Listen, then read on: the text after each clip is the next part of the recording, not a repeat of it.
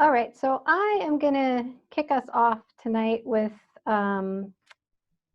just a general talk really quick about natural medicine. I think you all know Alexis, and so you probably are all very well acquainted with what natural and alternative medicine is all about. So I'm just going to give a very short introduction, and then I'm going to talk a little bit on the naturopathic side of things about thyroid and adrenal treatment and diagnosis. So this is our part one. We're going to play, I think we're planning on doing a couple more over the next couple of months. So we're starting with thyroid and adrenal health today. And we were originally going to do thyroid, and I added in the adrenal. This is me, where you can find me. I'm a naturopathic doctor by degree, but really a homeopath at heart. Alexis and I were talking about that earlier. It was really my first love. I'm going to let her have all the fun with that tonight, but it's a great duo for us to be doing this together. So the first caveat is you are a whole person, not a car. You are not broken up into bits. And I think this really comes from homeopathy, but I use it a lot in my assessing and treating from a naturopathic perspective as well.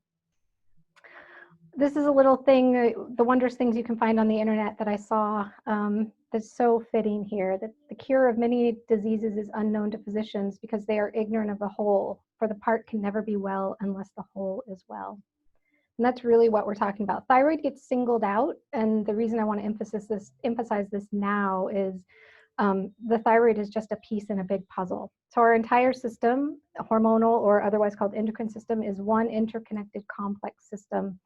None of the glands that make up that system, and we're going to look at them in a minute, are separate from each other. Well, physically separate, but they are chemically, physiologically connected, and they rely on one another to function properly. The thyroid gland is the one of all of them that gets tested the most, whether in the conventional world or the alternative world, and therefore it's treated most frequently. I meant to put up a little slide about the frequency of thyroid medication prescription, but I think it is still the top most prescribed drug in the United States, or very close to the top. Synthroid particularly, or levothyroxine. So some of the things when we're looking at the whole person and not just the parts, we want to look at all the symptoms in the entire body. Even if someone has fairly classic low or over-functioning thyroid symptoms, we still want to look at the whole body, every part, mental, emotional, and physical. Diet and lifestyle are very important when it comes to looking at things that might be in the way, because removing obstacles first is always the best way to start. We want to see what's in the way, whether it's one of our habits, food we're eating, overgrowth in the gut, whatever it is. We want to remove that, get it out of the way so that the body can function a little bit better. And then if any systems in the body have already been irritated or damaged or inflamed, we want to support those through various means, through diet, through supplementation, nutrients. And then we want to add things, the things that we add, we want to only add what's needed to help support the body, the parts that have been inflamed and damaged, and maybe to resupply nutrients that we might be low on. And anything that we add is a supplement, and supplements are named as such because they're not meant to replace things forever. They're meant to supplement your diet or your lifestyle to give you what you're missing temporarily. But hopefully, if we're really correcting at the source what's going wrong, those things will just be temporary. And then a nice little reminder that food is always your best source of nutrients if you're absorbing things well. And if not, then that might be part of what needs to be improved. So getting into the actual hormones themselves, the HPA axis is a symphony of all the different hormones. We're only going to talk about a few. I'm only going to touch on this pretty briefly. But the HPA axis stands for hypothalamic pituitary adrenal axis. And the hypothalamus is in the brain. And you can see right up there that stress is at the top. And so any stress could be mental, emotional, physical stress. The body does not differentiate stress, one kind of stress from another. It's just varying degrees. So if there's any kind of stress on the system, that little bit in the brain produces a hormone called CRH. That goes down to the pituitary, which makes it produce another substance called ACTH, so on and so forth. The outpour is cortisol, which when you're really stressed out, your body might produce excess cortisol for a period of time until it wears out. And then when it can no longer do that, it becomes fatigued and your cortisol levels drop or become depressed. And you can see there are feedback loops, those negative feedback loops that just show, without getting into too much detail, just show that it's all very interconnected. So when there's too much of one thing, it's going to downregulate one part or upregulate another. So you can't take one piece without the others.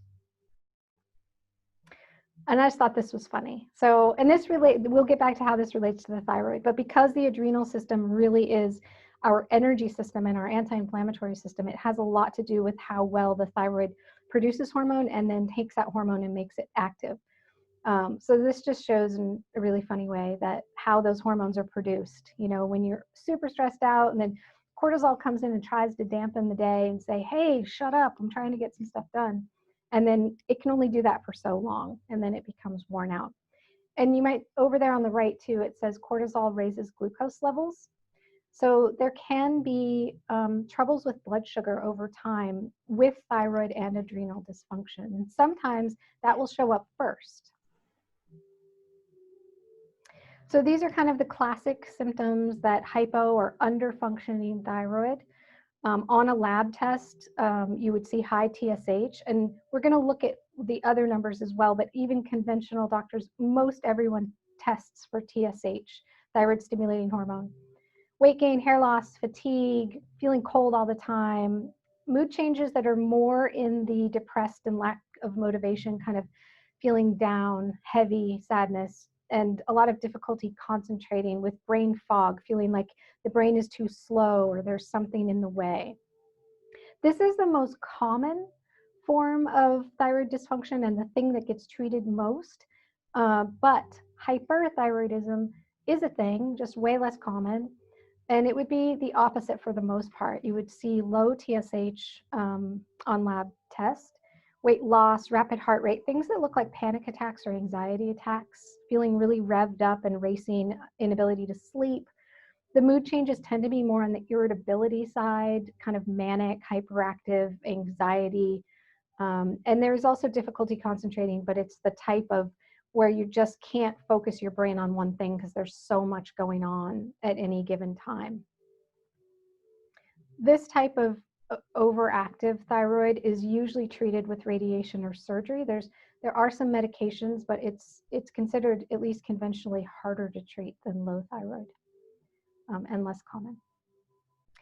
And then Hashimoto's. So probably a lot of you, and I'll be curious if people want to share at the end, a lot of people have been diagnosed with Hashimoto's. It is, if you look it up on the internet, it'll say it's the #1 reason for hypothyroidism. And that's true to a degree. Originally, Hashimoto's thyroiditis meant an actual swollen thyroid gland that was full of nodules, inflamed, and that you had positive thyroid antibodies. But nowadays, most people just get diagnosed with Hashimoto's without ever doing a thyroid ultrasound, without ever looking at thyroid antibodies. It's just assumed that if someone's TSH is high, that they have Hashimoto's. There's really no harm, I guess, in doing that, other than it's just a little confusing to people sometimes what it actually means. Hashimoto's is an autoimmune condition, whereas just traditional old school hypothyroidism is not considered autoimmune. And I think because we know now that so much of thyroid dysfunction is autoimmunity, that they've just sort of made the leap most times that most people with low thyroid function have Hashimoto's. Or I would argue they have an autoimmune condition, maybe not true Hashimoto's. And almost always when there's an autoimmune issue going on anywhere in the body, thyroid or otherwise, there's almost always some part of that that's related to gut function.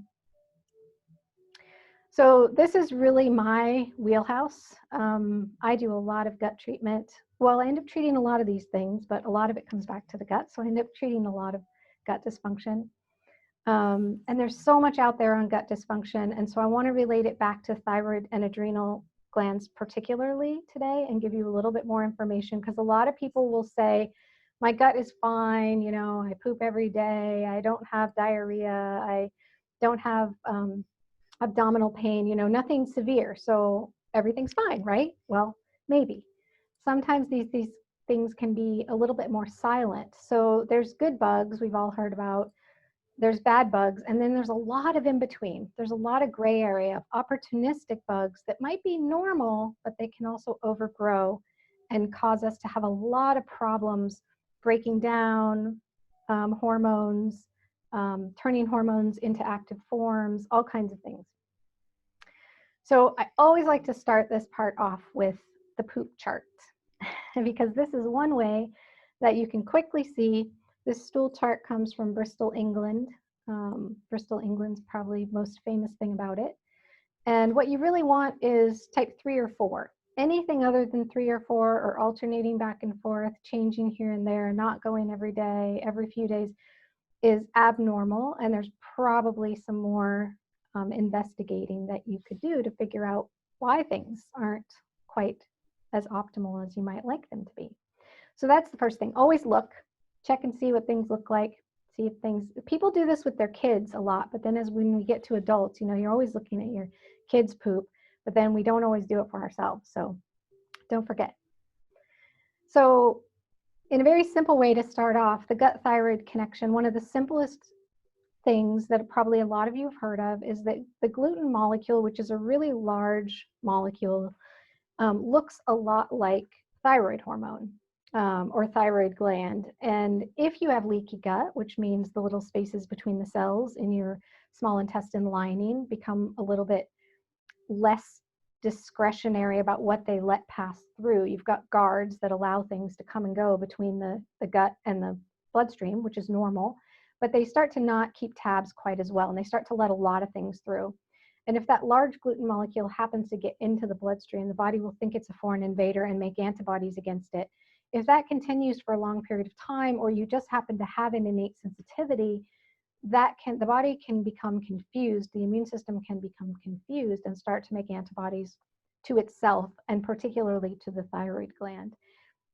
Your body can also start to make antibodies to any other tissue in the body that it might get confused about. It's just that the thyroid and gluten connection has been demonstrated over and over again. So that's always one thing that you want to avoid if you know you have thyroid dysfunction. And then nutrient depletion also happens when you have leaky gut and you're not able to absorb your nutrients well. Maybe your food's not getting broken down well above the small intestine, and so the pieces that are left behind that should be small enough to absorb are too big, and so they just pass through, or they're not absorbed well enough because of leaky gut. And then that nutrient depletion can also lead to depletion in hormones. The body has to use a lot of nutrients and a lot of energy to make hormones. All hormones are made on a cholesterol backbone, and they're made and broken down in the liver. So there are a lot of pieces to that puzzle, and if you're missing the main ingredients or those base nutrients that you need, your body's just not going to have enough raw material to make the hormones that it needs. So that could be part of the problem. And then overall inflammation, if there's something wrong with the gut lining, whether it's an overgrowth of bacteria and or leaky gut, food sensitivities, that chronic low-grade inflammation is going to be keeping the immune system busy constantly. The immune system is going to be trying its very best to correct that inflammation, and usually it can't because there's something in the way. And then that leads to what I mentioned before, leads to immune confusion, which can turn into an autoimmune condition, among other things. So when the gut is happy, the thyroid is happy. So some of the, and we're going to look at this in a minute a little bit more specifically about what things you want to look at on a full thyroid panel. But T3 and T4 are two of the hormones produced. T4 is produced by the thyroid gland, and then one arm is cleaved off in the bloodstream and turns into T3. Both of them float around, and they both have mechanisms that help protect your gut lining from becoming leaky. But that goes both ways. If the gut is already inflamed, it can also impair how much T3 and T4 are being made. TSH, the thyroid stimulating hormone that comes down from the pituitary gland, increases our immune function in the gut associated lymphatic tissue, and it lowers inflammation. And then if we have good, healthy gut flora, like all the right kinds and the right numbers, then that really helps with the conversion of T4 to T3, and you're going to have more active hormone. And it's that active hormone that actually floats around the body, all over the body, not just the thyroid gland, and does things. It's like the key that makes a lot of different processes in the body work. So healthy gut, happy thyroid.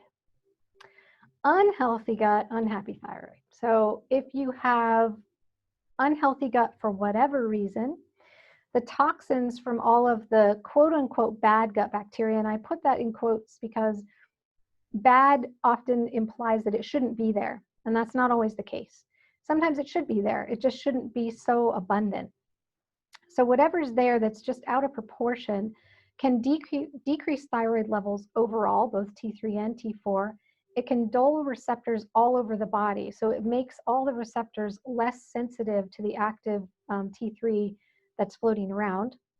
It increases inactive T3, so there are a couple different sub-steps before you get to the full T3, but they don't do anything. They look similar, but they don't actually do anything in the body. So it can increase the number of those. It decreases TSH, so you don't get that feedback loop to the thyroid gland. And it can promote autoimmune thyroid disease in the way that I just mentioned, where the immune system can become confused and start to make antibodies to the thyroid gland. So if there are things that we find, and we're going to talk in a minute about specific tests that are out there and what they're good for. If you find things that might be part of the thyroid and adrenal picture, you want to clean out any and all overgrowth. So yeast, parasites, and bacteria can all play a part in that. So you do your best to find what's there and then clean it out. Once it's cleaned out, at least you think it is, then you start to repair the inflammatory damage that's been done to the lining. And that can be done in a lot of ways, but definitely with diet, herbs, and targeted supplements. And then you want to replenish. So you've gotten rid of that inflammation, you've gotten rid of the overgrowth, and then you want to really nourish and help your body rebuild good lining in the small intestine. And so you want to help repopulate the microbiome with proper probiotics, proper diet for you, which will vary from person to person, rest and exercise. So then we talk about testing and treatment. So what's really going on and how to treat it? Often people come to me already diagnosed with hypothyroid. In fact, I'd say most people do. I very rarely am the person that's diagnosing that. Most of the women I treat come already on thyroid medication. And sometimes they show up because their thyroid medication doesn't feel like it's working anymore, or they have to keep increasing the dose, or their thyroid numbers are never quite right. So especially when that's the case, or even better, best case scenario is before that even happens, at the very first sign of decreased thyroid function, what can you test? How can you really look deeper to see what's going on and maybe prevent the need for medication or lower the dose? And the big key is TSH is not the whole story. So TSH is only one molecule in this whole symphony of how the thyroid gland communicates with the rest of the body. It is turned on or it goes up if the thyroid levels drop. So the pituitary gland sends out a message and says, hey, thyroid gland, you're getting lazy, you're laying down on the job, you got to start making more thyroid hormone. In a healthy system, the thyroid gland says, oh, sorry, yep, you're right, pump out some more T4, the body converts it to T3, that feeds back to the pituitary says, thank you, okay, you did the job, all is well and good. But if for whatever reason the thyroid gland is not able to respond, the pituitary gland just keeps trying. It keeps pumping out more and more and more TSH, even though there's no response. And so you'll see TSH go very high when thyroid is very low. But people can have thyroid symptoms, all those low thyroid symptoms we looked at earlier, particularly, I think, weight gain and brain fog, hair loss. Those are all really big ones that people complain about. They can have all of those and their numbers can look normal, or the TSH will be normal and their doctor will say you're fine. But then if we look at a full thyroid panel, which would include TSH, free T3, free T4, so not bound to proteins, but actually floating around, kind of ready to do their job, TPO or thyroperoxidase antibodies, and TGA or thyroglobulin antibodies, which look at antibodies to different parts of the thyroid gland. And then I sometimes run reverse T3, sometimes not. Reverse T3 is one of the inactive forms of T3, and I've heard reverse T3 explained sometimes as the junk pile. Like if the body is not, it's producing too much T3, or the T3 is becoming inactivated because of gut microbes, it needs sort of a garbage dump to throw it into. So it turns it into this form of T3 that's not active, but it does float around and get in the way of thyroid function. So this is at the minimum. There are other thyroid markers, but at the minimum, if you really want to know what's going on with your thyroid, you need to run all of these numbers. And then some other tests to consider. So if you think about those common symptoms of hypothyroidism, you know, fatigue, weight gain, you can have insomnia, hair loss, brain fog. Those symptoms are very vague, and they can look like and be parts of a lot of other things. So if someone has never had a comprehensive stool analysis done, I almost always start there. Even if people think that their bowel habits are normal and their digestion is normal, although once I start asking questions, almost everyone realizes that things could be better. And if there's anything on stool analysis, we start there. Depending on the person, mold exposure and a sensitivity to mold, which I think Alexis and I can both attest to personally, I would run a mycotoxin panel, or there's some blood markers that can look for mold exposure. This can be mixed with yeast overgrowth in the gut, also produces mycotoxins, and mycotoxins can mimic a lot of the symptoms of hypothyroid. They can also affect the thyroid gland directly. A full adrenal hormone panel, which I usually do as a saliva test, can also be a good adjunct, especially when there's anxiety, depression, or insomnia, or all of the above, because then we can see if the adrenal gland really is part of the problem. For example, if your adrenal hormone cortisol is too high, your body won't make that conversion from T4 to T3 very well. And so your T4 might look moderately high, but your T3 will be borderline low. So that's often a really good start. And if someone's never had one for women, I think they're also really helpful to look at female hormones and how those interrelate as well, because progesterone and cortisol share a common pathway. Lyme and co-infections also the great mimicker can look like all of this and can be part of it. So people with Lyme and co-infections have to be tired. If you're not fatigued, you probably don't have Lyme, but if you're fatigued and you've got a lot of these other symptoms and you have potential history, which if you grew up in the Bay Area, you have had potential exposure, it may be worth ruling out, but you have to go to a Lyme literate doc that can tell you whether or not they think that that's necessary. And then viruses, also EBV, CMV, HHV6 are three of the common ones I run. When people have high antibodies to these, because these are things we've all been exposed to, that shows that the immune system is struggling. It won't tell us, the viruses themselves are rarely the actual problem, but it will give us a picture or a window into what's going on in the immune system and might point you toward Lyme disease or other chronic infections that might be in the way. Mycoplasma pneumoniae is another one that I see a lot of. And then, of course, the good old food allergy panel, which there are a bazillion of them out there. They're all slightly different. I put this at the bottom because I don't often start there. Food allergies are created. You're not born with them typically, not these kind of food allergies. And so finding out what's in the way in the gut is usually more effective. And then if foods are still really a problem, I run food allergy panels later in the game. And then just a basic thyroid nutrients and support. You want to make sure that your adrenals are healthy, that you have good stress management, which is going to help with that, and regular rest, sleep, both regular rest and restful sleep and downtime. So some time spent doing nothing, which I know is hard for most of us to imagine, but downtime is also important. Healthy gut, like we've talked about, and then the basic nutrients that, you know, you can just look on the internet, and this is probably a handful of them that will come up: iodine, B vitamins, selenium, zinc, and vitamin D. And a lot of people will, you know, race out to get these and take them all individually. And what I would say, rather than doing that, is look at why those nutrients are low, if they are, and just try to take them in a way that you're taking less pills if you need them all, or figure out which ones you might need more than others. Too many supplements can also be really hard on the digestive system. These are the foods that if you do innately have a tendency towards low thyroid, any raw cruciferous vegetables, so kale, cabbage, broccoli, and cauliflower, there's others, but those are the most common. I don't think anyone should ever eat raw kale. I know I'm in the minority probably in the world in Marin, but it can actually, I've seen people actually develop clinical low thyroid from eating too much raw kale. Millet has a particular thing in it that lowers thyroid function. Soy, I would say non-fermented soy, so fermented soy is better, and gluten. These all lower thyroid function directly, not because of a food allergy. And then how to really love your thyroid and your adrenal glands. So this is what anyone can do if you're feeling tired, if you feel like or you know that you have any thyroid or adrenal issues.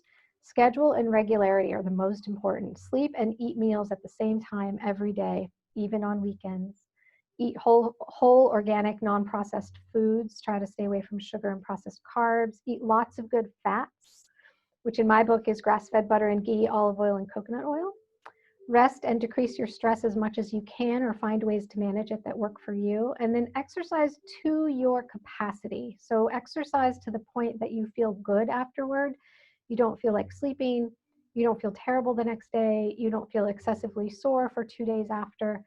So really finding exercise that invigorates you and makes you feel better, both in the short term and the long term. And then just quick review of all of this. When you're looking at the thyroid puzzle and you think it might be thyroid, don't get too narrow focused. Look at all the symptoms in the body and mind. And I think Alexis is probably going to go into this because this is very much from my homeopathic training, that body, mind, and are all connected, and you really want to look at everything. But especially as far as the body's concerned, you want to look at hormones, immune system, and digestive system in whatever questioning and testing that you need to do. And then run all the relevant tests, not just TSH, look at other parts of the body and try to find any underlying causes that might be inhibiting thyroid function. And then remove obstacles to cure. This is the biggest one. So remove things that are in the way first, which could be chronic infections, irritating foods, bad habits.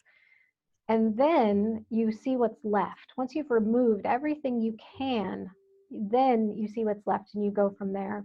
And remember, you're not a car broken up into pieces. So don't assume that thyroid medication is the only option or that it must be taken forever, because I have seen the thyroid gland repair itself happily when given the right circumstances. So that's the end for me, quick and sweet. And I wanted to end with a homeopathy quote, because this is probably the most famous quote from Hahnemann. The very beginning of his Organon of Medicine, the physician's high and only mission is to restore the sick to health, to cure, as it is termed.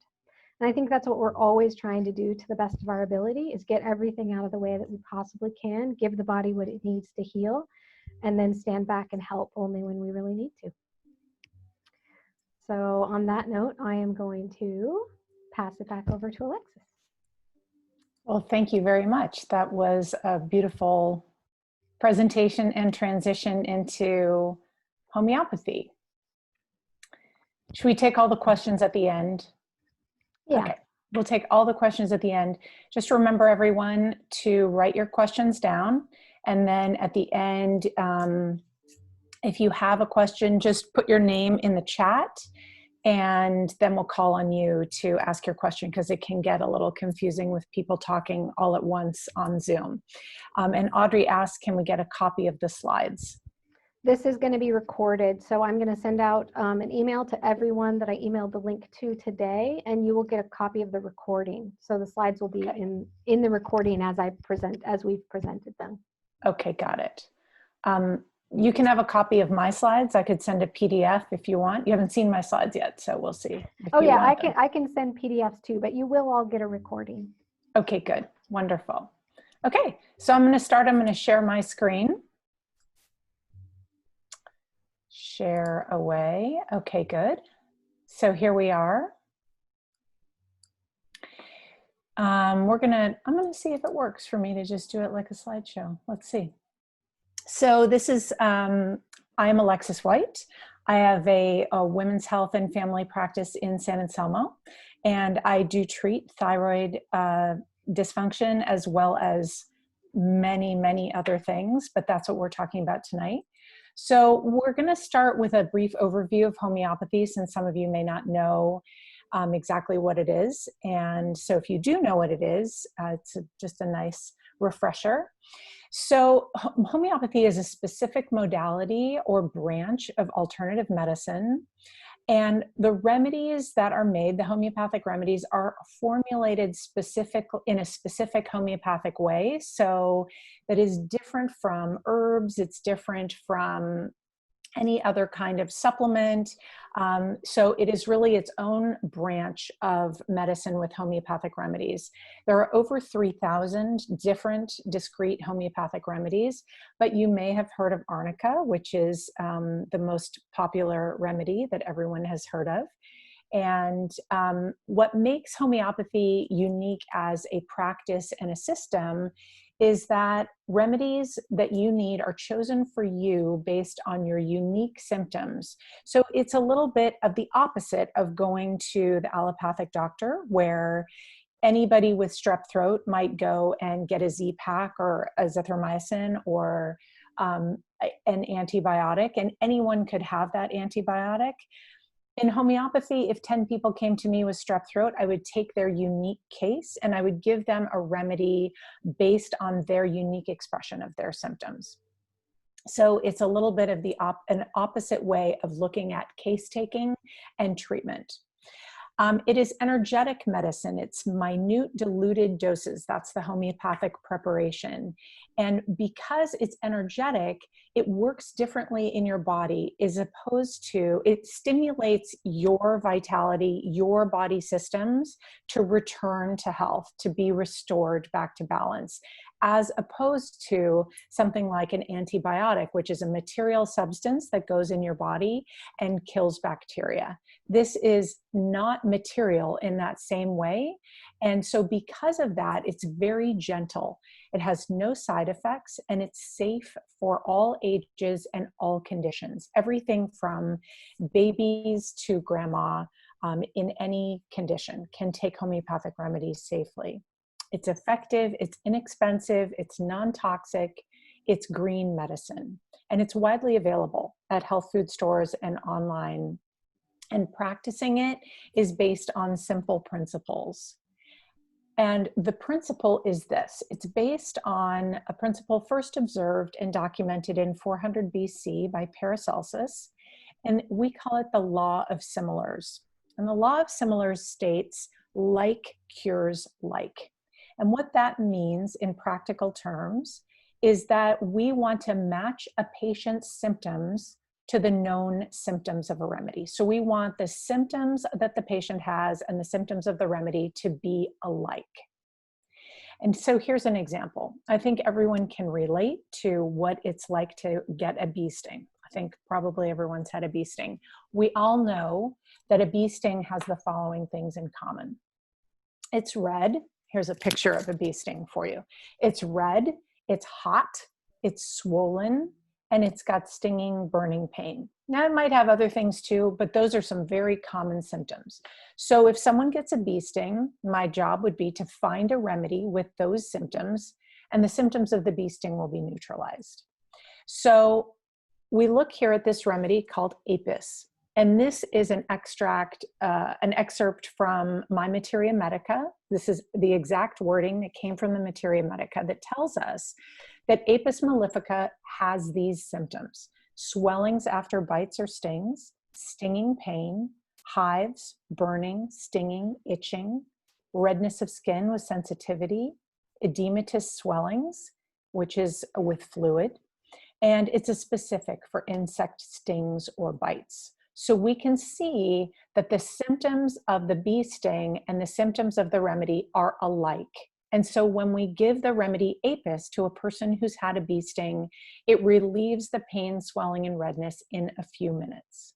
And that's the essential principle of like cures like, and it's what we have built all of the homeopathic practice on.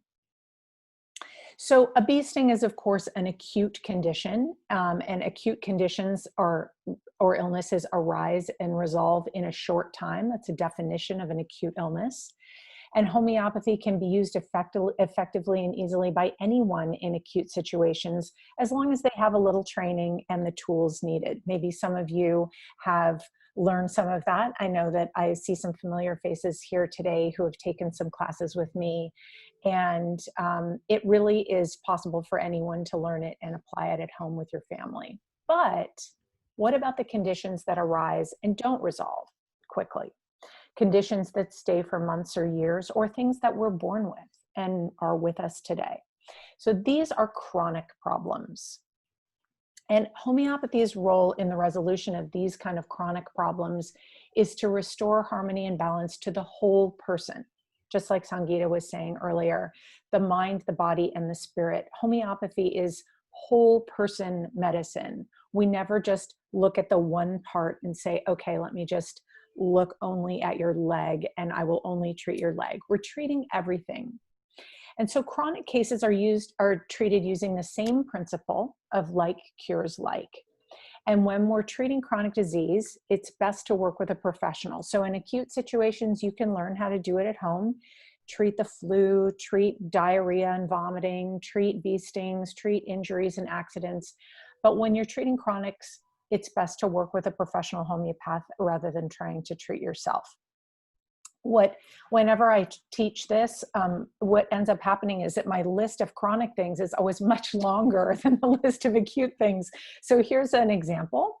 So an example list: menstrual pain, menopause symptoms, migraines, allergies, asthma, eczema, psoriasis, recurrent infections of any kind in any location, chronic pain, IBS and GI dysfunction, sleep disorders, mood swings, depression, anxiety, panic attacks, anger issues, low self-worth, night terrors, persistent thoughts, fears, grief, delayed development, etc.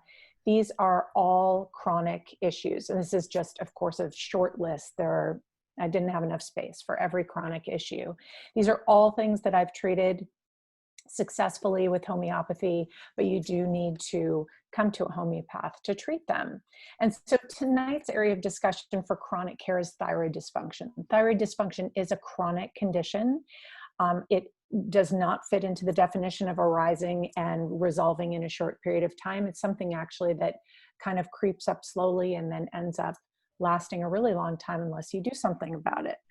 And so tonight's purpose is not to tell you what you can do, like here's a remedy for you, but more to give you inspiration and hope to answer your questions about homeopathy and thyroid dysfunction, and to help you get motivation to move your health forward. Sometimes people need a lot of motivation to change their diet, for example, or change their habits.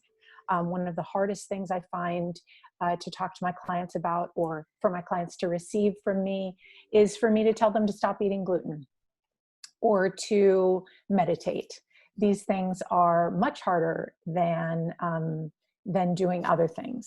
And so maybe this will help you find the motivation to make a change that will help move your health forward. And it will show you the power of homeopathy to change your health and your life. Because we really are treating the whole person. You don't just treat the thyroid gland, you're also treating everything else and bringing everything back into balance. So this is how homeopathic treatment supports thyroid health.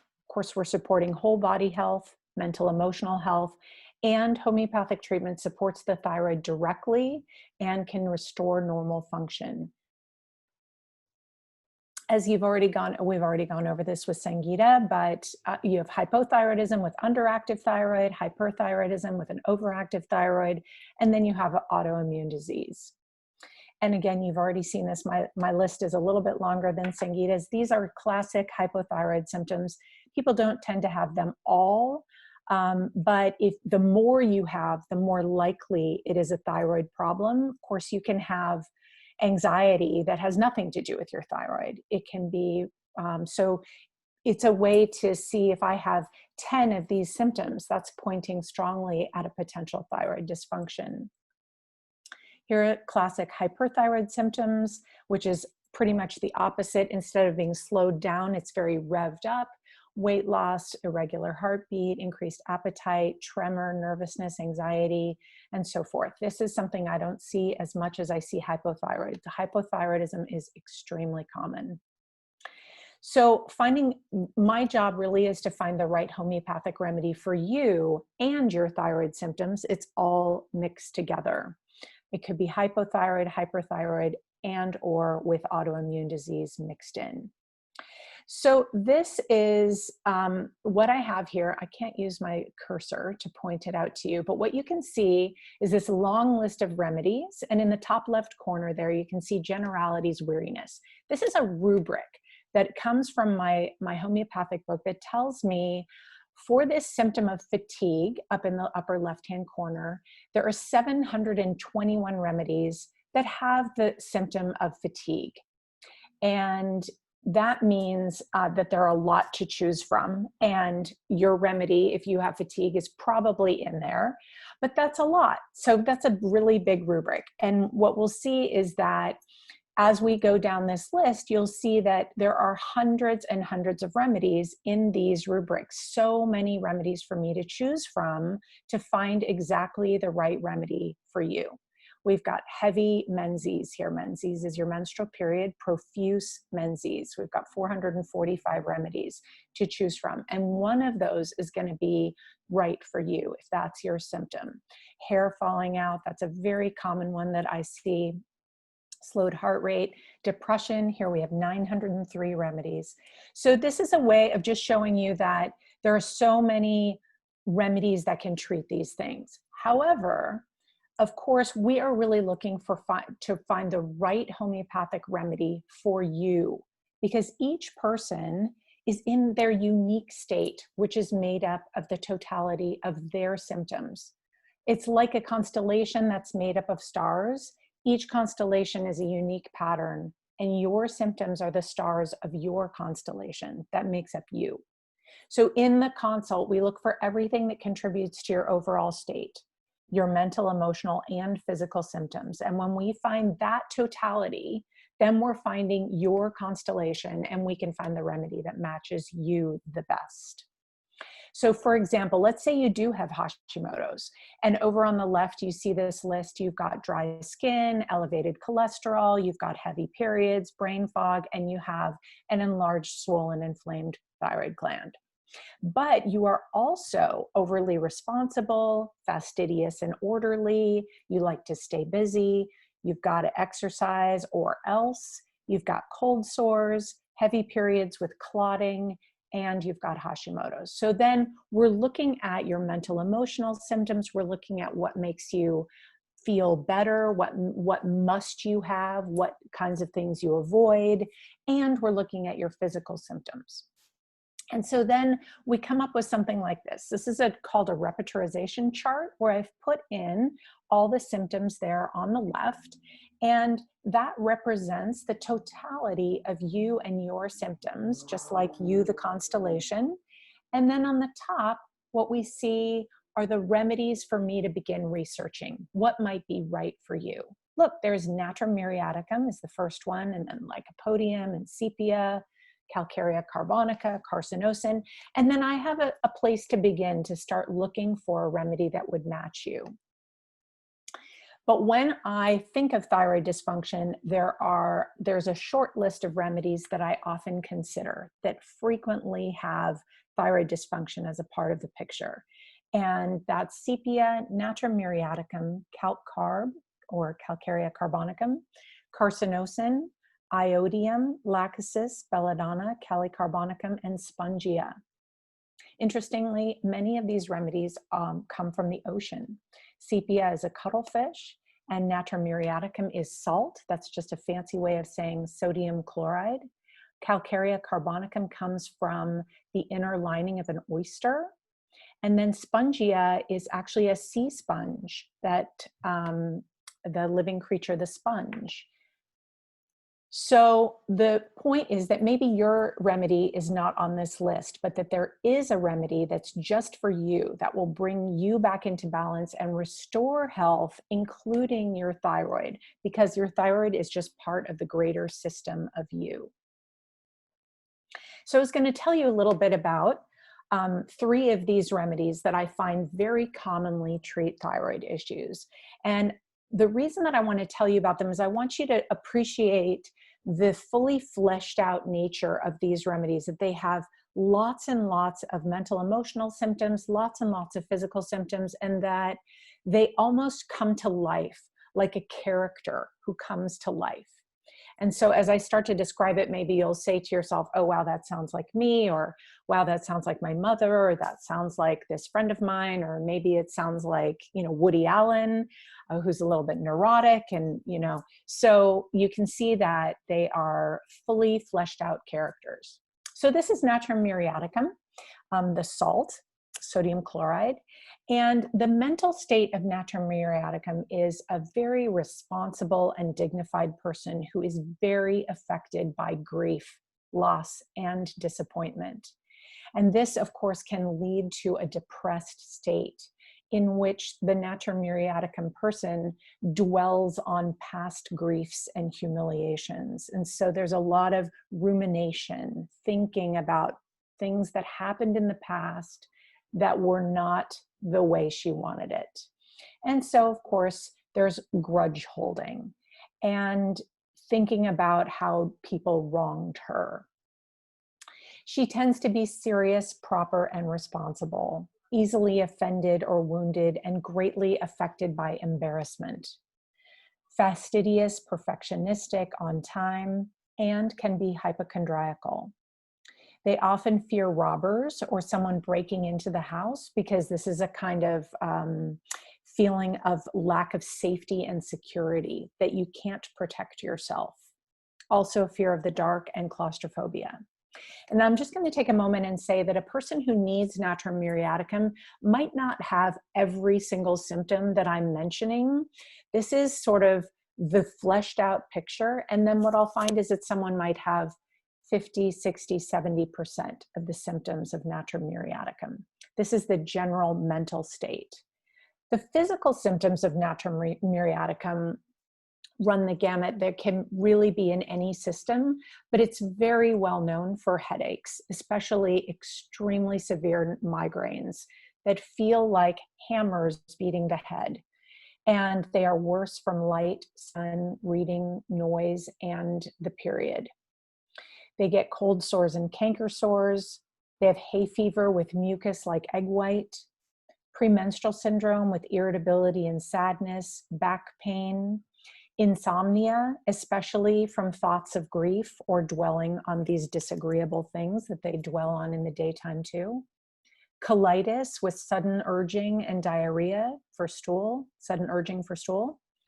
Bashful kidneys, and what that means is that feeling of embarrassment that we mentioned in the mental state. There's a feeling of embarrassment about urination, so they cannot urinate in public, or so they can't go in a public bathroom, or if anybody else is nearby and might hear. And there is stress incontinence, which is involuntary urination, vaginal dryness and aversion to sex, and of course, hypothyroidism, hyperthyroidism, especially if it comes on after grief. We see a lot of things arise after serious mental, emotional issues, grief, trauma, physical symptoms can arise after that, and it can be very telling for us as homeopaths about what remedy a person needs. The next remedy we're going to talk about is Sepia. Sepia is the cuttlefish. I tried to find a really cute picture of a cuttlefish, and that's our Monterey Bay Aquarium cuttlefish. So Sepia is a very, very common remedy that I prescribe. This is a really sensitive person who has become overwhelmed by the demands of motherhood and compensates by building a wall around herself. Oftentimes, a sepia girl is very different from a sepia mother. Motherhood and hormones often really shift that sepia state from kind of happy-go-lucky, life of the party, sensitive and fun, into really tripping into being overwhelmed because of that sensitivity. they get overwhelmed by those demands. So they become very irritable and overwhelmed, angry and yelling at the least disturbance, especially at the children, feeling disconnected and indifferent to their family, even angry and averse to them. They can make mean, sarcastic, cutting remarks that cut right to the quick. I often hear people say, you know, I don't want to say these things, but I can't help myself. I can't stop myself. And it's a really can be a quite desperate state. She hates that she does it, but she can't help herself. There's a deep desire to be alone. This is the response to feeling so overwhelmed and like everyone is nursing and everyone is clinging to me, and I just want to be alone. And I want to keep busy and occupied. This is not a person who wants to lie around or meditate. So they are better from and have a need for really vigorous exercise. So this is where I see marathon runners or people who ride mountain bike for 30, 40 miles, because there is this desire for physical and mental stimulation. It's that exercise, as well as a love of dancing, a love of the excitement of thunderstorms. This is what we see, that like, this is how I get excited again about life. And she just wants her body to herself. So no sex, please. Everyone's been nursing and clinging on me all day. No way. That's where the wall comes in. In fact, I don't know if you guys know about this blog called Scary Mommy, but I think it's funny. It's sort of satirical. And I got an article one time that was written in the voice of a woman who clearly needed sepia. And it even came down to, like, I get into bed and my husband reaches over and I say no, and I put up a wall of pillows between me and my husband. And I thought, oh my gosh. So I wrote a blog myself referencing this Scary Mommy blog about sepia. And you can read it if you like on my website, on my notes from Alexis page, because it's just such a desperate state of overwhelm. The physical symptoms of sepia, a lot of PMS with irritability, depression, weeping, vaginitis and yeast infections with white discharges, sore breasts, painful sex, menstrual pain, especially cramps that feel heavy and pushing down, like I have to cross my legs or my uterus will fall out. The period can come too early, be too profuse, too prolonged. There can be bleeding between the periods, hot flashes with excessive perspiration, stress incontinence with sneezing, coughing, and jumping on a trampoline. Anyone who's had a baby, I don't know how they can jump on a trampoline anyway. Very affected by normal hormonal changes. And that's why motherhood is such a changing point, because you have the tremendous hormonal changes when you're pregnant and after you have your baby, and those really are difficult to absorb and get accustomed to. And those are normal hormone changes, but there can also be ailments from artificial hormones like the birth control pill or hormonal creams, hormonal IUD. And I've seen a lot of girls who have trouble with that from taking those hormonal birth control. There can be Raynaud's syndrome, where your hands get very cold and turn white in the cold. Skin eruptions like psoriasis, vitiligo, and eczema. This is a wonderful remedy for morning sickness. And of course, thyroid nodules and hypothyroidism with a feeling of being really cold, constipation, and sallow skin. So you can see it's a wonderful women's remedy. I mostly give it to women. Sometimes men get it too. This is calc carb. This is the inner lining of the oyster shell, which is made mostly of calcium. So the calc carb mental state is a person who is overworked, overburdened, and overwhelmed. There is this strong sense of duty and responsibility, which causes worry and stress. They're worried about all these responsibilities and duties. And then they can go into a depression in which they lose interest in their work. They're very hard workers, but when they start to slip into a depression, they can start to feel despairing and start to lose interest in that. I find calc carb to be very sensitive to hearing bad news or or actually even watching the news. The news is mostly bad news, so maybe that's why. But also it can be watching scary movies, disturbing movies, violent movies, anything where that really makes them feel really terrible inside, and it's hard for them to let that go. It's as if they really absorb all that negative energy. Preoccupation with metaphysical concerns such as life after death, reincarnation. I see a lot of kids in this state, kids who are overly preoccupied, what's going to happen after I die, and so forth. I call them the big questions that kids who are 5 and 6 years old shouldn't really be thinking about. Apprehensive and anxious, feels that his mind is weak or he may go insane, and others can perceive this confusion. Many fears of so many things: mice, rats, heights, the dark, claustrophobia, health, anxiety about health. And this remedy can have nightmares or night terrors at any age. The physical symptoms of Calcarea are vertigo. And when I have this short list here, but there are thousands of symptoms for calc, but I picked these as really keynote symptoms. Perspiration on the head, especially during sleep, migraine headaches, acne, tinnitus with or without vertigo, chronic nasal obstruction. There are a lot of chronic infections in this remedy, like a low immunity where frequent chronic infections, ear infections, sinus infections, respiratory infections.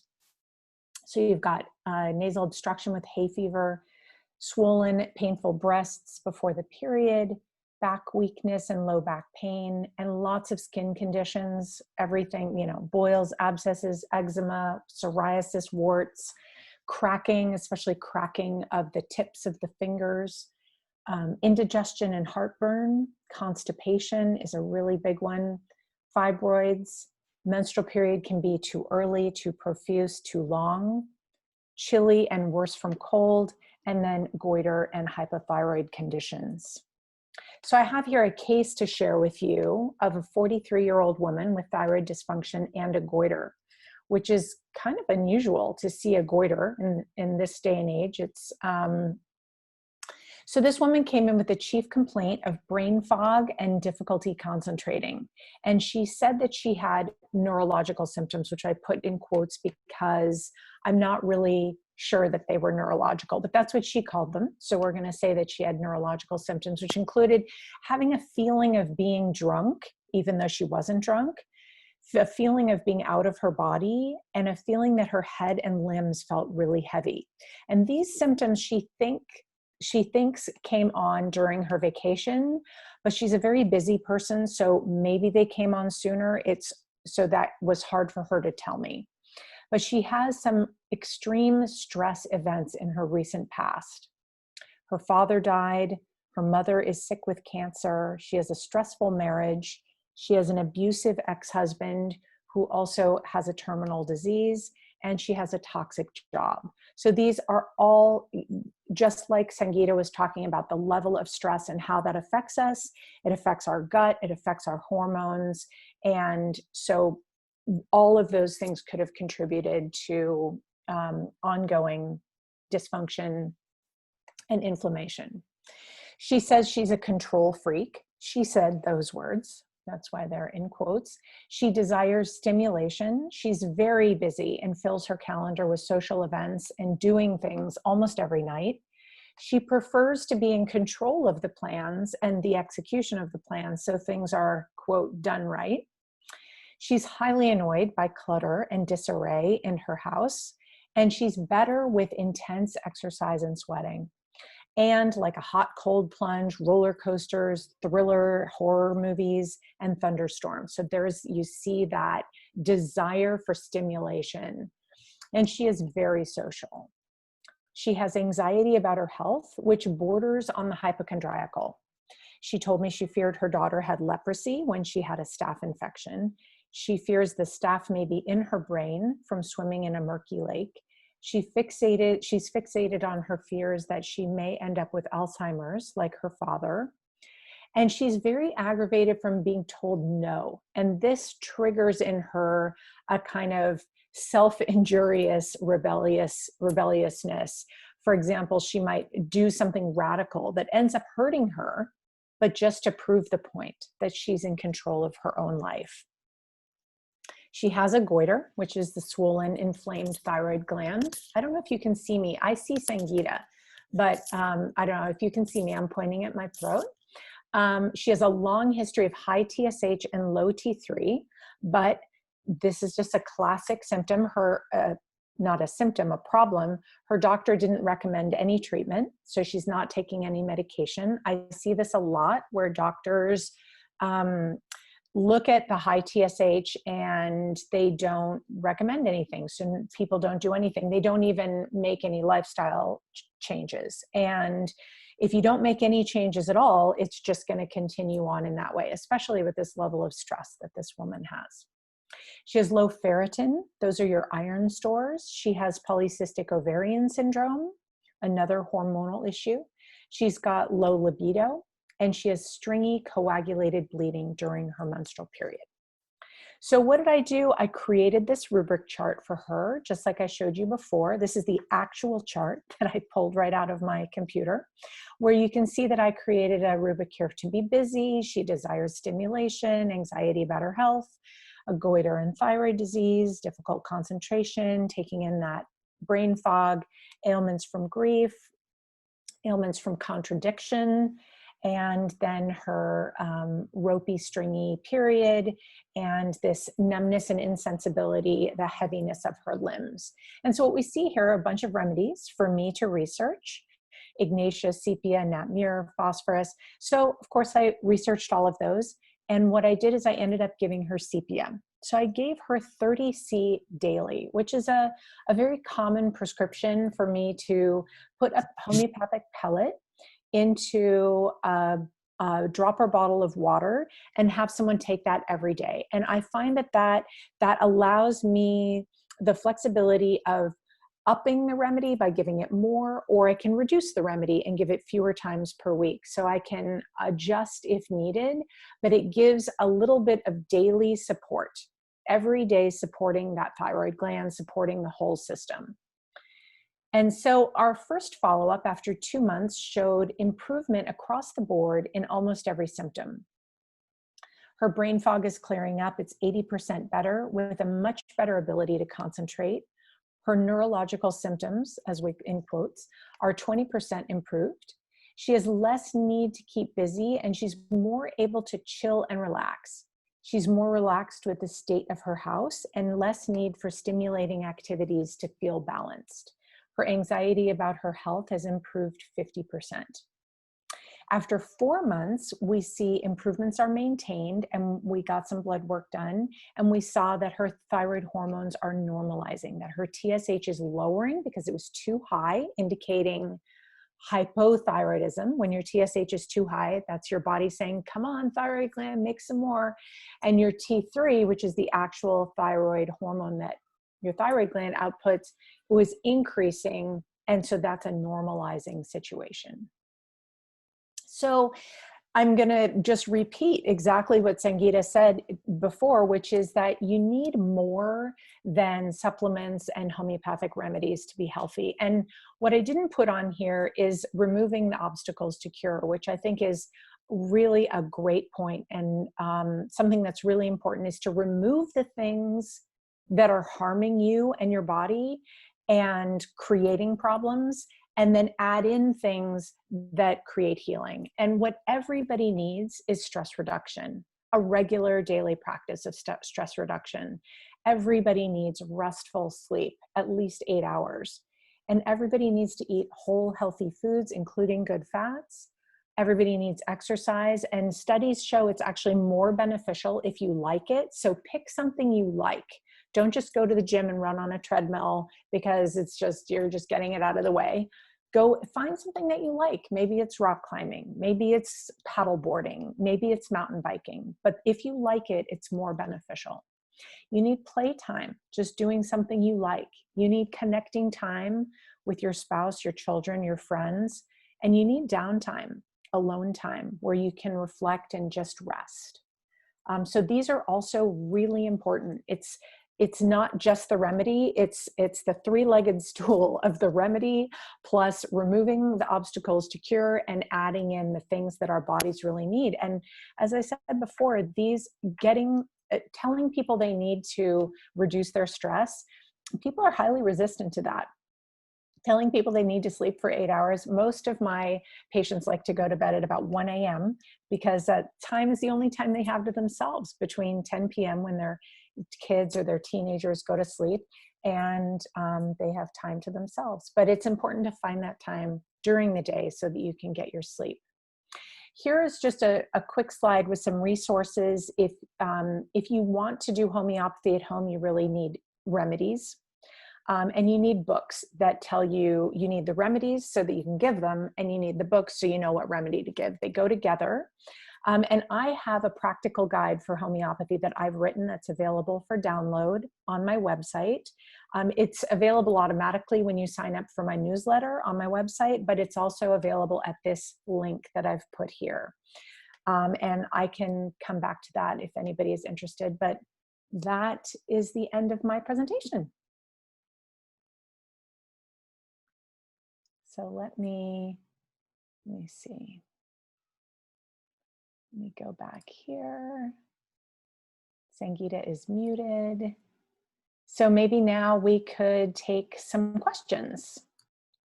Yeah, and you can stop share on your end. Okay, got it. And then we'll just go back to. Yeah, there we go. There we go. So yeah, there was one question someone put in the chat for you, Alexis, about if you could go over how you do the dosing in water. Oh, great. Okay. So that's something that I do a lot, both for acutes as well as for chronics. And so if I'm going to prescribe, I'll show you. Hold on. I also. I'm going to prescribe a chronic remedy. Yeah, go ahead. I'm going to put it in a bottle like this. I'll just take 1 or 2 pellets and put it in there, and I fill it with water. And then the person would take, a few drops every day. If I'm going to do it as an acute preparation, I don't get so fussy with a bottle like that. You could just take like a Crystal Geyser 12-ounce water bottle, or even just a mug with some water in it. And I put the pellets in there and let them dissolve. And then that is a way to repeat the remedy. It's in a very gentle way. So if someone has the flu or some kind of illness like that, I often will give the remedy that way so we can give multiple doses. Does that answer your question, Joey? You can unmute yourself if you would like. Yeah, if anyone wants to speak, you can just unmute yourselves. You can turn on your video. Alexis and I share a homeopathic teacher in common who we both adore, named Will Taylor. Yes. If you ever have a chance to watch anything with him, he's getting old and might not be around forever, but he's wonderful. And I don't know if that's where you learned that, Alexis, but I learned water dosing from him, and I also do water dosing for all of my chronic cases pretty much. I learned it because I learned it the hard way. I wish I had learned it from Will, but no, I learned it from a case that I had of a woman with extreme eczema all over her body. And so I gave her a dry dose, and she had some aggravations. So yep. I started doing, Water so dosing cuts down on that. So I did a lot of research, and I tried this method with her, and it was so effective that I just thought, this is what I need to do with everyone. Yeah. So mostly I do that. Someone just asked a question about thyroidectomy. So if I'm not sure. Why don't you take that one? I'm not sure who asked that. I'm going to switch to gallery view so I can see everybody. I only see a last name on that picture, so I'm not sure what your first name is. But if someone has had their thyroid gland removed, then you have to be on thyroid hormone forever, because you need it. Everybody needs it. And my personal preference is to take bioidentical thyroid hormone so not synthroid. Synthroid or levothyroxine is only T4, and it's made in a lab, so it doesn't really match human body, human thyroid.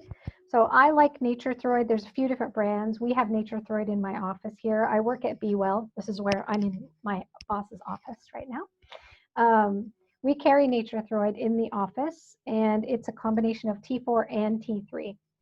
And the benefit of that too is if your adrenal gland or other systems in your body aren't doing that conversion from T4 to T3 very well, it gives you a little added benefit. So that's just my my preference. So there's a couple other questions.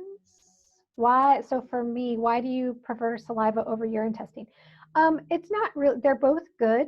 The dried urine testing, like Dutch test, is just something honestly that I've not done a lot because hormone testing is definitely not the thing I do the most of. I deal mostly with gut health, Lyme disease, co-infections, and mycotoxins. I just don't do as much hormone testing. Dutch tests are very thorough because they look at all the metabolites. So I do find them really useful in women who are on hormone therapy because it tells you exactly how the person's body is processing those hormones, like which metabolites the body's making. But you don't always need all of that information either. Sometimes I just go simpler because it's easier, and saliva tests are easy to do at home. If people have trouble making saliva, then I would go with the urine test, but they're both useful. Just depends on the person. And then how do you feel about, so I just decided to unmute. Yeah, much easier. How do you feel about hormone replacement therapy? It can be great for some people. I think oftentimes, not always, but oftentimes we jump to replacing things without really doing a deep dive into why the hormones are low to begin with.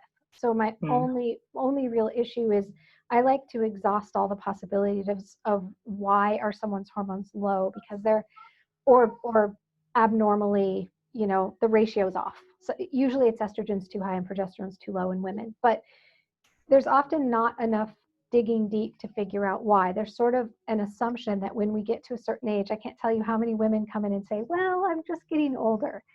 And we blame so much on age. And in the United States, we've started to believe that all the symptoms we associate with menopause are normal. And they're really not normal in the rest of the world. They're more normal in a stressed out, overworked, toxic world like the United States. Toxic, literal body toxic burden. But it doesn't have to be that way. And so if it's possible, I always like to try and figure out what we could maybe change in the system to help the body make more hormones, whether someone's 65 or 24. And sometimes that's not possible.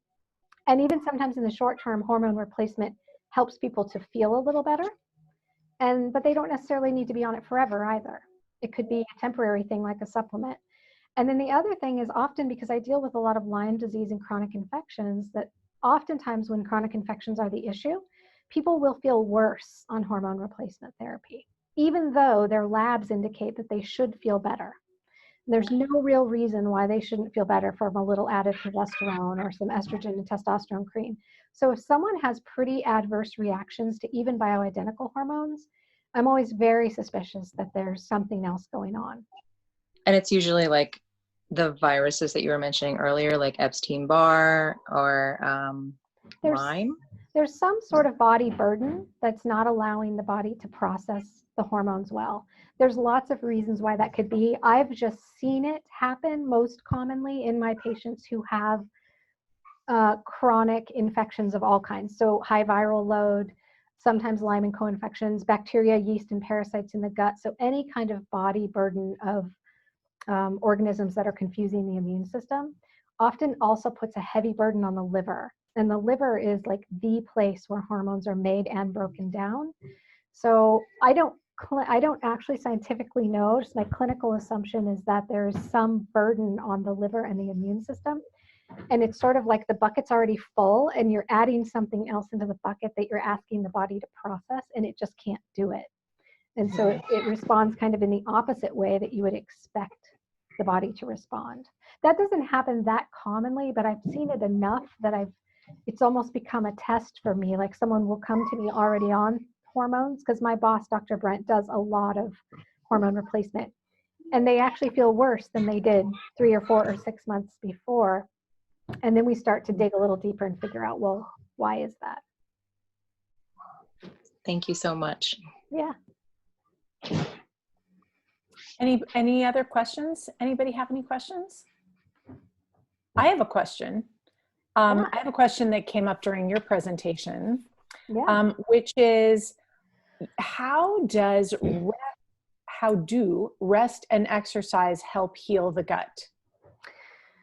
So, well, rest and exercise are a huge part of healing the hormonal system in general. I don't know if it's directly, it depends what's wrong with the gut, but stress in general depletes our immune system or kind of puts a wet blanket on a fire. You know, the immune system can no longer respond appropriately in a timely manner, efficiently. And because 70% of our immune system lives in the gut, any prolonged chronic stress is going to affect immune function in the gut, which is going to make any potential ingestion of bacteria, parasites, antibiotics, it's going to make the ramifications of those things potentially greater because the body's not going to have resistance or resilience. So when you rest when you relax when you eat is important. If you eat when you're really stressed out or you're driving or you're walking or you're doing 3 things at once, the vagus nerve behind the esophagus literally is just flabby. It's not toned. It can't tell the organs to do their job. And so people will have heartburn or indigestion, or stomach acid will be not properly timed with your food, so your food won't be broken down correctly. We really need to be relaxed and calm when we're eating. That sets up a whole improper cascade in the gut. So the kind of systemic rest, you know, like being rested. So getting consistently good sleep is going to mean that your melatonin is right when you go to sleep and your cortisol levels are proper when you wake up at night, and your vagus nerve is well toned and can help your organs to digest your food. So, and exercise is the same way, except the caveat I will add about exercise is that people often think that exercise is enough and they don't put enough. I tend to de-emphasize exercise only because most of the women I see exercise a ton. They don't rest enough and they don't eat regular meals. And so I try to get people to eat at regular times, sleep at regular times, and then exercise when you have extra to give, when you've got energy to burn or you need a little stimulation, but not to the point that you pass out at night or you feel terrible the next day. So overall, like if there is a gut problem, rest will help to regulate digestion, but it will also help heal. Like if you're doing a gut treatment to kill bacteria, yeast, or parasites, the stuff you're taking is going to clean stuff out, but you still have to repair the damage that's left. And so the rest part of it, especially, and healthy food, is just going to help that happen more quickly and efficiently. That was a very long-winded answer for like a very simple question. Thank you. And it looks like there are a couple of other questions. Yeah. Jamie, do you often see heavy metal overload affecting adrenals and hormones, and is chelation a good idea? And someone also asked about dietary recommendations for hypothyroid and adrenal fatigue. Oh, I didn't see that. There we go. Yep. So my dietary recommendations typically when people are depleted, which is often what's happening in low thyroid and low adrenal function, is to eat cooked food, avoid raw foods and dry foods, eat regular meals, especially with adrenal dysfunction. So you want to eat within 1 hour, 1 to 2 hours of waking up. Leave space between meals so your digestion can regulate and your body can build hormones. And you want to eat things that are really easy to digest. So soups and stews, cooked grains, stay away from processed carbohydrates and sugar. I mean, these are kind of my general dietary advice guidelines anyways. But if there's a lot of depletion, you want to eat more from the animal world. If there's gut dysfunction, the first thing to go with gut dysfunction is the good bugs that help us digest plant matter. So people will often have trouble digesting big salads or lots and lots of grains. So especially bone broth and animal protein is usually going to be more deeply nourishing and easier to digest. And it's going to give your body all those amino acids and raw materials it needs to make hormones. So that's kind of, and good fats. I think we both mentioned like good fats are incredibly important for building hormones, nervous system, and brain health. And what was the other question? About heavy metals. So I will say heavy metals is something I don't deal a whole lot with. It absolutely can be a part of it. I would be very careful with chelation. I don't recommend IV chelation. I feel like it's most often too harsh for everybody. And I deal with a lot of people who have all these things. So they have mycotoxins, they've got Lyme disease, they have gut dysfunction, they've got adrenal dysfunction and thyroid. I mean, they've got a little bit of everything.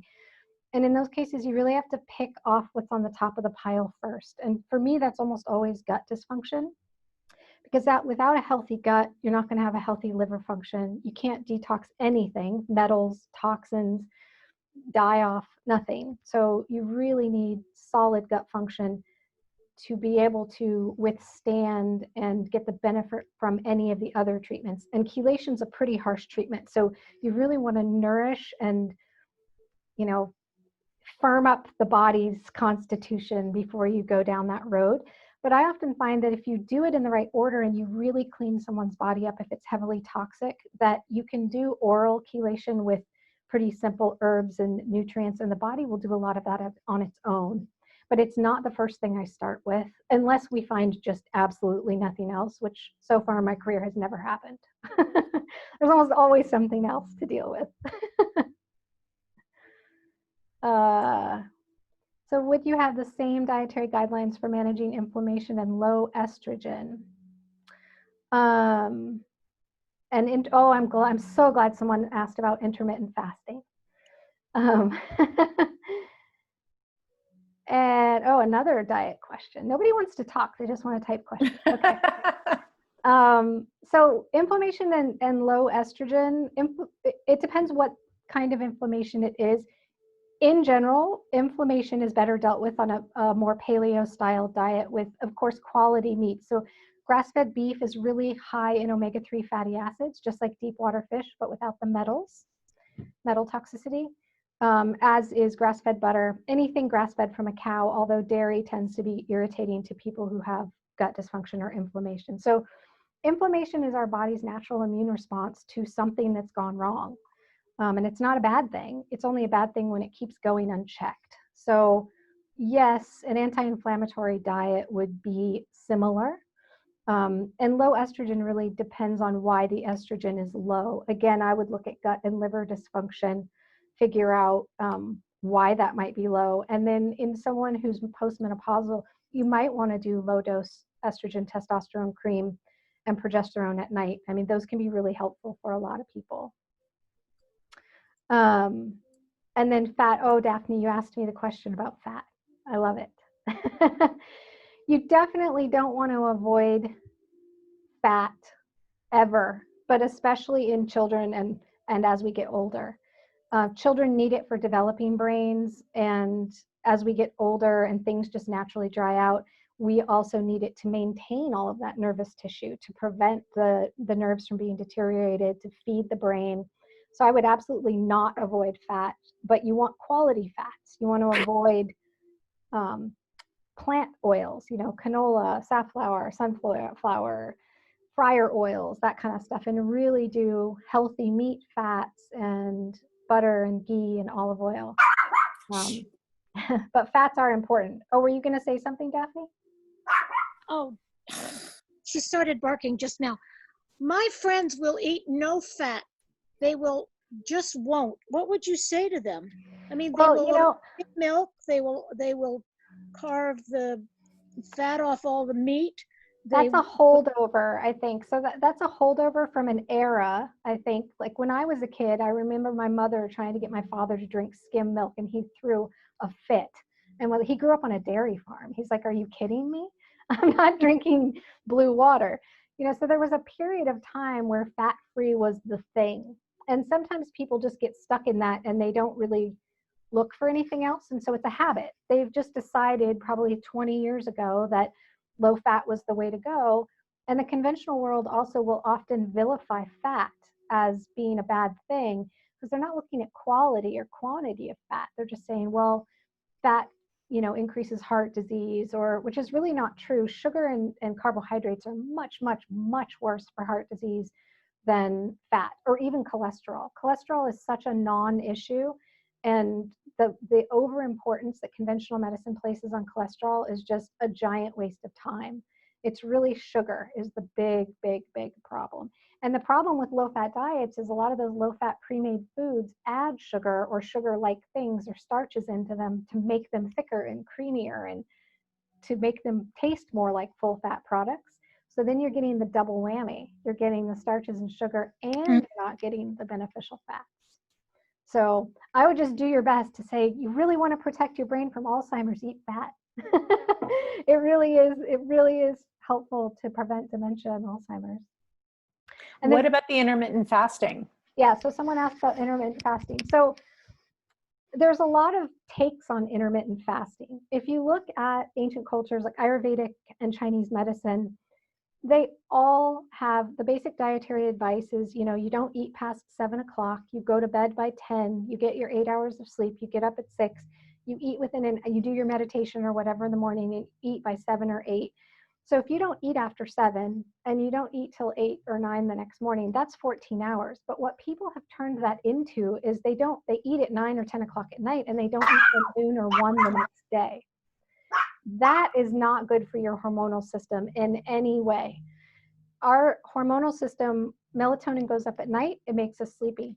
Cortisol rises between 6 and 7 and wakes us up, and that's what gives us energy to get up. If we don't feed ourselves after cortisol rises, the body feels like it's starving. It thinks it's in a starvation situation and will just turn all of its metabolic processes on slow mode.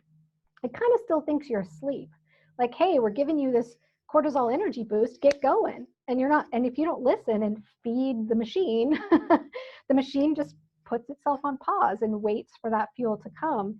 So it really is not good for our metabolism. It slows everything down, and it slows the pattern of how hormones are released. Our bodies follow a very specific 24-hour circadian rhythm pattern, and hormones are released at very specific times throughout that period. And if we don't feed ourselves at regular times, we are creating the potential for that system to get thrown out of whack. So you can do intermittent fasting, but do it from dinner until breakfast, not from, 10 o'clock until noon the next day. That's fine. And traditionally, breakfast and lunch should be the bigger meals of the day. Dinner should be the lightest. Americans do that in reverse. And that's really not how we are physiologically designed. We have better digestive fire until about 2 p.m. and then it starts to wane, and that fits right in with our cortisol pathways too. So if you follow that hormonal pattern and you eat a very light meal, you're getting that natural intermittent fasting. So the natural version I'm all for. This whole synthetic version of not eating till noon or 2 in the afternoon is a terrible idea. Any other questions out there? Anybody wish to unmute themselves and say anything? Just thank you for the call. Yeah. Celia, I'm glad you made it. I see your name on here, so I'm glad you got the link. Yes. Yeah, I'll unmute myself. I'll be brave. I turned my thing around. Hi. So I thank you so much. So hi, this is so interesting, but I'll be honest with you. If I came to one of you and you asked me like about my symptoms, I swear it would probably take like hours. I mean, I feel like I usually get so, I feel like such a whiner, and I feel like I'm just like, I have this whole treatise of everything that's, so how do you deal with somebody who just like they just have so much going on as far as the history of their symptoms? Like, how do you deal with somebody who just has a long list? I mean, like, how long is your consultation? Like, I feel like I would. Alexis is probably at least 90 minutes, right? My consultation is very long, but I cut you off after 3 hours. So, Oh, 3 hours. Okay. yeah, my initial consult is 3 hours. And Wow. that's because people have a lot to say and we have to get through everything. So, but it's the art of taking the case to be able to get the information that's needed in the time that we have. Most people, most doctors you go to don't have a 3-hour intake. So, It's our job to get you to tell us what we need to know. And we don't have to know everything on the first visit in terms of a homeopathic consult anyway. Right. Like we're having a relationship we're not having a one-night stand. We're going to go on and I'm going to learn more and more about you. And maybe in the second consult, you tell me something that I didn't know that helps me refine the way that I'm treating you. But everybody comes in with a really long list. It's just how that's life. Yeah, that makes me feel better. Yeah. And most people have complicated pictures, even if they tell you, they come in and say, I just have migraines. I just need to get rid of my migraines. That's it. And then you start talking to them. They're convinced they only have migraines. And then you just open the door and they suddenly, oh yeah, I'm really constipated. Oh yeah, I have severe anxiety. I mean, there's just so many things that people don't think are connected. And I'm glad you mentioned the building a relationship, because I think that part's really important, especially for me when I'm dealing with these chronic cases that I'm having to kind of strip away layers.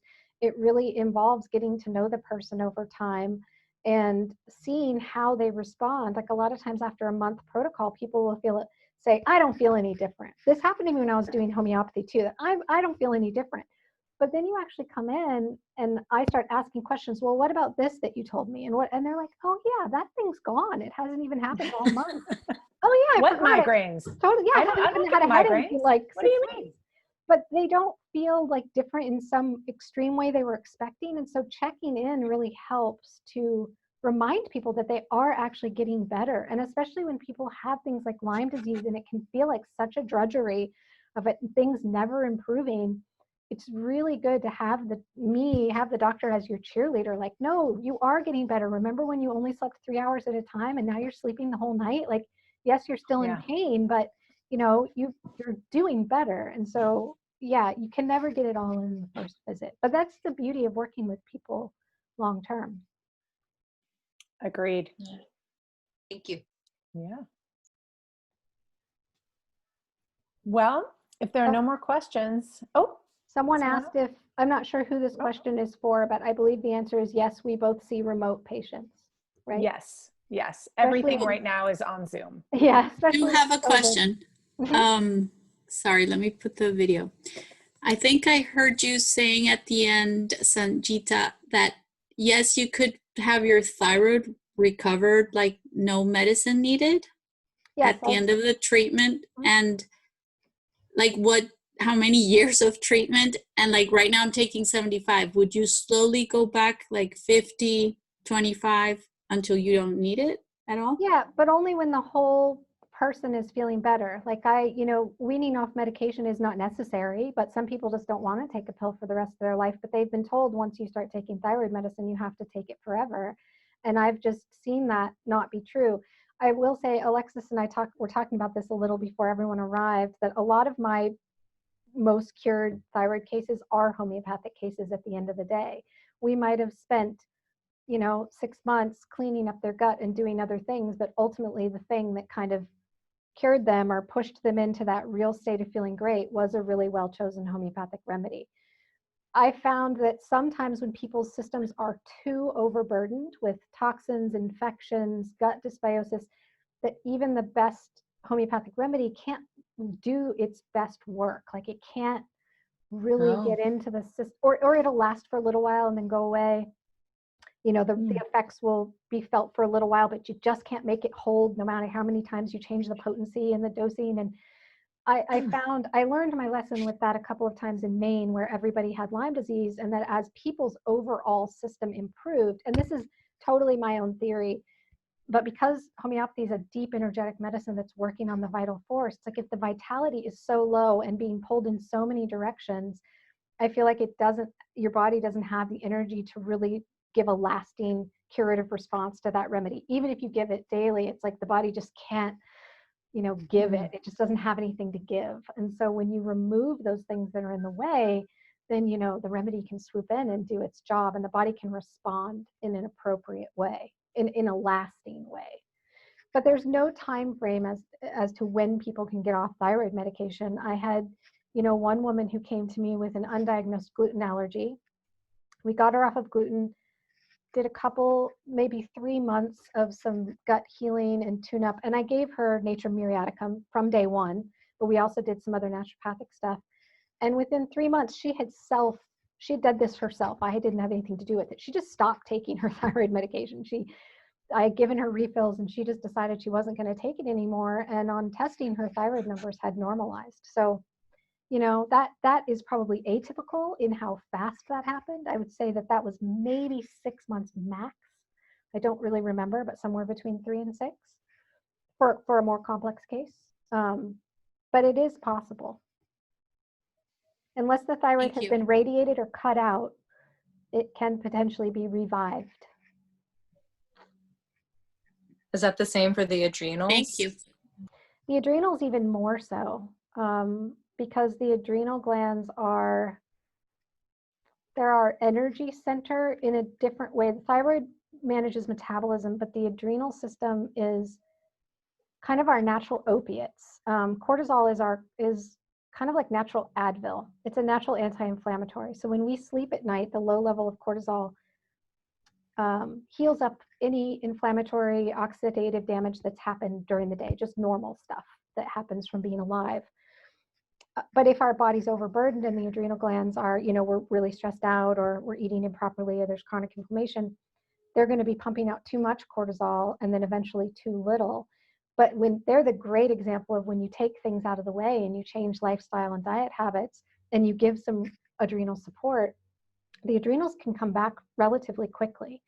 But it depends, you know, I would say 3 months. 3 months is kind of my window for most things. Within 3 months, you should be feeling better on some level. But it depends how many things in the system there are to remove. So again, with something really deep like chronic Lyme disease that someone's maybe had for 20 years, that's going to take longer. And I pretty much tell all my Lyme disease patients a year of regular check-ins. You won't feel terrible that whole time, but like to really feel like you're back to what you want to be, a year. So it depends really on the burden, but the adrenal glands, I think, respond. Same with the liver. The liver and the adrenals just respond pretty easily when they're given the right substances, the right support. Thank you. Oh, there was some question down here. Oh, just a bunch of thank yous.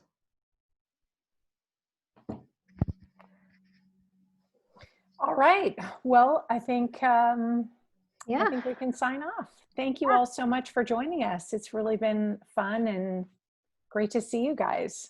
Yep. And I'll send out the video tomorrow, and feel free to share it with anyone that might want to see it that wasn't here. I know a lot of people who couldn't make it said they were going to watch it. So, and let us know if you have any follow-up questions that occurred. And we'll have another presentation. We'll let you know. Yeah, it'll be next month sometime. Yeah. Thanks a lot. Good night. Wonderful. Thanks, you guys. Bye.